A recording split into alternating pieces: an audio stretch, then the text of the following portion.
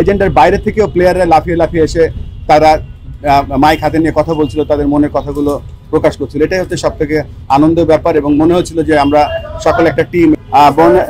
Ladies and gentleman, আজকে আমাদের দুইটা বড় বড় কাজ করেছি আমরা।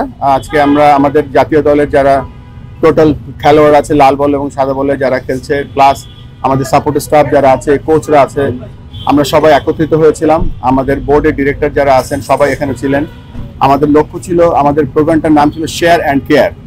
আমরা মনে করি যে আমাদের যেই দলটা মাঠে খেলে সেটা আমাদের একটা দল, যেই টিমটা ডাগ আউটে বসে থাকে তারা একটা দল, আর আমরা যারা বোর্ডে বসে কাজ করি আমরা একটা দল। এই তিনটা দলের অ্যাকচুয়াল পারফরমেন্স কি আমরা তাদের কাছে 8টা প্রশ্ন করেছিলাম। 8টা প্রশ্ন করার পরে তারা আমাদের কাছে ফিরে এসেছে, সেটা আমরা ডেটা অ্যানালাইসিস করেছি। অ্যানালাইসিস করে তাদের সাথে শেয়ার করেছি কিভাবে আমরা আরো আমাদের যে ইমপ্রুভমেন্ট এরিয়াগুলো আছে কিভাবে আমরা আরো বেটার করতে পারি। আরেকটা সেশন ছিল আমাদের, আপনারা জেনে থাকবেন যে আমাদের যে ইন্টিগ্রিটি ইউনিট আছে, আমাদের দেশের ক্রিকেটটাকে প্রোটেক্ট করার জন্য আমাদের কি কি করণীয়, সেই লক্ষ্যে আমরা এই কাজটা অত্যন্ত সিরিয়াসলি নিয়েছি, যেটা আমাদের চার্টারের মধ্যে আছে, integrity of this game.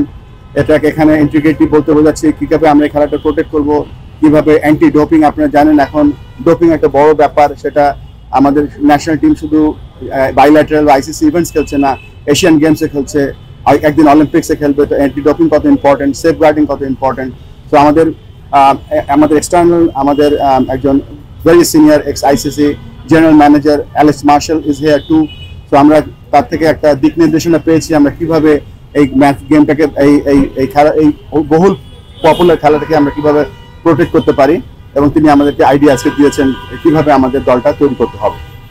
Share এবং কেয়ার যে প্রোগ্রামটা আপনারা করলেন, খেলোয়াড়দের দিক থেকে কোনো সমস্যা কি উঠে আসছে, কিংবা আপনাদের চাওয়াটা কিভাবে শেয়ার করেছেন যদি একটু বিস্তারিত? এটা সমস্যার থেকে বড় কথা যে আমরা যে খেলোয়াড় তো মাঠে খেলে, কিন্তু আমরা তাদেরকে কতটুকু সাহায্য করছি এবং সেই সাহায্য করার জন্য এই মুহূর্তে কতটুকু গ্যাপ আছে, ওই গ্যাপটা আমরা কবে আবার কিভাবে আমরা পূরণ করব যাতে আমাদের প্লেয়াররা নিশ্চিন্তে ভালো মাঠে খেলতে পারে। এবং আমরা আজকে ডিসিশন নিয়েছি যে আমরা প্রত্যেক 3 মাস পর পর এরকম একটা সেশন করব, এবং আমাদের পার্টে যে খেলার জায়গাটা আছে, মানে ইমপ্রুভমেন্টের জায়গাগুলো আছে, সেগুলো আমরা কিভাবে তাদেরকে হেল্প করব ওভারকাম করে, সে ব্যাপারে আলোচনা করেছি। ভাই, এখানে যে প্রশ্নগুলো ছিল আসলে, মানে যে প্রশ্নগুলো আপনারা তাদেরকে দিয়েছিলেন যে আসলে কোন কোন জায়গায় তারা সমস্যা ফেস করছে, সেগুলো আসলে কি ছিল, এবং আজকে যখন আলোচনা করলেন সবচেয়ে ইন্টারেস্টিং বিষয় আপনার কাছে কোনটা মনে হয়েছে, যেটা হয়তো বা আপনি জানতেন না, কিংবা আসলে এই সমস্যাটা সমাধানের জন্য এখন চেষ্টা করবেন? প্রথমত আমরা তাদেরকে আমাদের বাংলাদেশের সব থেকে গুরুত্বপূর্ণ স্টেক হোল্ডার আমরা ভাবি খেলোয়াড়রা যারা মাঠে খেলে, এবং তাদের দেখভাল করা আমাদের দায়িত্ব। এবং দায়িত্বের মধ্যে বোঝাচ্ছি যে নট অনলি ইন্স্যুরেন্স, মেডিকেল, আমরা তাদের পারফরমেন্স শুধুমাত্র মাঠে কোচরা যে স্কিলটা ডেভেলপ করে সেটাই অল অ্যাবাউট না। এখানে যেমন আমরা জিজ্ঞেস করেছি লজিস্টিক এবং যে অ্যাটায়ার, যেমন পিচ কন্ডিশন, প্র্যাকটিস ফেসিলিটিস, তারপরে মেডিকেল, তারপরে তাদের ওভারঅল সাপোর্ট আমরা কতটুকু করতে পারছি। তারা তাদের মনের কথা মন খুলে লিখেছে, সাজেশন দিয়েছে সকলে, এবং সেখান থেকে আমরা জানতে পেরেছি যে আমরা আসলে কোথাও অবস্থান করছি। সেই অবস্থানটা আমরা যখন জেনে গিয়েছি সেই অনুযায়ী আমরা কাজ করবো। ইন্টারেস্টিং ব্যাপার হচ্ছে যে আমাদের যে এজেন্ডা ছিল, এজেন্ডার বাইরে থেকেও প্লেয়াররা লাফিয়ে লাফিয়ে এসে তারা মাইক হাতে নিয়ে কথা বলছিল, তাদের মনের কথাগুলো প্রকাশ করছিল। এটাই হচ্ছে সব থেকে আনন্দের ব্যাপার, এবং মনে হচ্ছিল যে আমরা সকলে একটা টিম, এবং একটা টিম আমরা একসাথে কাজ করলে যে আমরা কত সামনে এগিয়ে যেতে পারবো তার একটা বড় প্রতিচ্ছবি আজকে দেখতে পেয়েছি। রিসেন্টলি বিপিএল নিয়ে অনেকগুলো এলিগেশনের কথা আসছে, এবং আপনারা যে বিপিএল থেকে যে স্বাধীন তদন্ত কমিটিটা করা হয়েছিল তাদের প্রতিবেদনে অনেকগুলো বিষয় উঠে আসবে বলে গণমাধ্যমের খবর হচ্ছে। যদি ফাইনালি এটা সত্যি হয়, আপনাদের কাছে এরকম প্রতিবেদন আসে, নেক্সট স্টেপটা আপনাদের জন্য কি হবে? Thank you. আমাদের কাছে এখনো পর্যন্ত প্রতিবেদন আসেনি। প্রতিবেদনটা আসার কথা আছে সামনের সপ্তাহে, আসার পরে আমরা সিদ্ধান্ত নেব। আর I am 100% aligned with Sir Alex Marshall that we have to protect this game. আমাদের ছেলেরা মেয়েরা যারা ক্রিকেট খেলে সেটা আমাদের প্রধান লক্ষ্য। এবং এখানে আপনারা জানেন আমাদের চার্টার আছে, সেখানে ক্রিকেট ইন্টিগ্রেটেড এডুকেশন রেখেছি। সারা দেশের যত ক্রিকেটার খেলবে, যত ক্রিকেটের যারা অফিসিয়ালস আছে সবাইকে আমরা এডুকেশনটার সাথে সাথে দেবো, সো দ্যাট তারা জানবে যে বাংলাদেশের ল, ইসলামিক ল, রিলিজিয়াস ল, ভ্যালুজ সবকিছু মিলিয়ে আমরা চেষ্টা করব যে এই খেলাটাকে কিভাবে আরো সুন্দর করে প্রোটেক্ট করা যায়। আপনারা আজকে ক্রিকেটে বসেছিলেন, কিন্তু ফিক্সিং অনেক আলোচনা হচ্ছে, অনেক কথা হচ্ছে, এটা আপনাদের কোনো আলোচনা হয়েছে না? যদি আপনি আইসিসি দীর্ঘদিন কাজ করেছেন, না আমরা এটা আমার স্পেশালিটি না, বাট আমাদের প্লেয়ারদের সাথে যেটা আলোচনা হয়েছে আমরা কিভাবে আরো পারফরমেন্স বেটার করতে পারি, পারফরমেন্স এনহ্যান্স করতে পারি।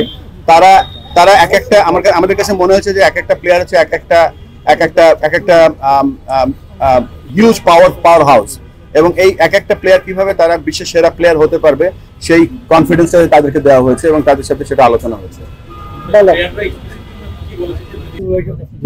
প্লেয়াররা যেটা আমাদের কাছে দেখেন, প্লেয়াররা কিন্তু একটা আমরা সার্ভে করেছি এবং সার্ভের মধ্যে তাদের যে মতামত সেটা তারা লিখেছে, শুধু তারা মার্কিং করেনি, তাদের মনের কথা তারা লিখেছে। সব থেকে ভালো লেগেছে যে লেখার পরেও আজকে তারা ফিজিক্যালি আজকে যখন উপস্থিত ছিল এখানে, তারা তাদের যে সমস্যাগুলো আছে সেগুলো শেয়ার করেছে, তাদের সাকসেস যেগুলো আছে তারা সেগুলো শেয়ার করেছে, এবং তারা এটাও বলেছে যে আমরা যে লেভেলে সাপোর্ট পাচ্ছি বাংলাদেশ ক্রিকেট বোর্ড থেকে সেটা আমরা হ্যাপি, এবং আরো কিছু জায়গা আছে যেগুলোতে আমাদের ইমপ্রুভমেন্টস এরিয়াস আছে। তো একটা জিনিস ভালো মনে হচ্ছে যে এন্ড অফ দ্য ডে আজকে টুডে আমরা যে একটা দল হারলে খালি খেলোয়াড়রা হারে না, কর্মকর্তারা হারে, সেটা আমরা আজকে বোঝাতে পেরেছি সকলকে।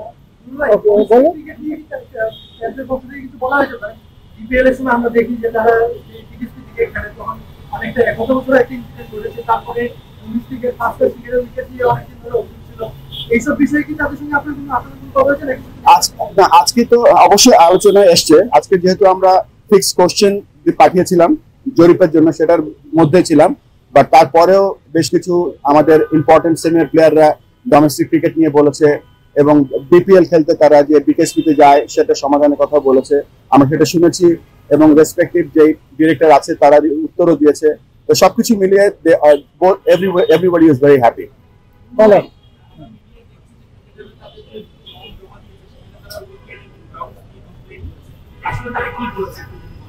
তারা তাদের মতামত দিয়েছে। আমরা যে জরিপে রেখেছিলাম, 1 হচ্ছে বেশি ভালো না, আর 5 হচ্ছে সব থেকে ভালো, এবং সেটা পর্যবেক্ষণ করে আমরা যে জিনিসটা পেয়েছি সেখানে তারা যেটা বলেছে তার আউটকামটা পেয়েছি, এবং আমার কাছে মনে হচ্ছে যে ওই জায়গাটায় আমাদের অনেক ইমপ্রুভমেন্টস এরিয়াস আছে।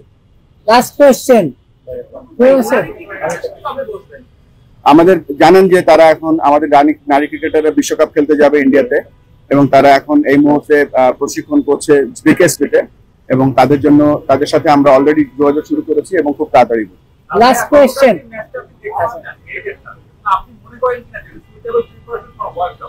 নো, এই মুহূর্তে সেটা না। আমরা কথা বলছি ক্রিকেট অপারেশনস এর সাথে কিভাবে আরো বেটার কিছু করা যায়।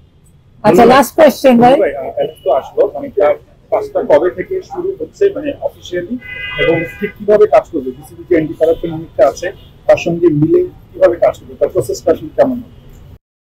আর লাস্ট আমি একটা কথা বলতে চাই আপনাদের কাছে। দেখেন, আজকে যে সেশনটা হলো শেয়ার এন্ড কেয়ার, এখানে খেলোয়াড়রা এবং কর্মকর্তারা আমরা বসেছিলাম, কিন্তু আমি পার্সোনালি চিন্তা করি আপনারাও আমাদের খেলার একটা অংশ, আমাদের দলের একটা অংশ।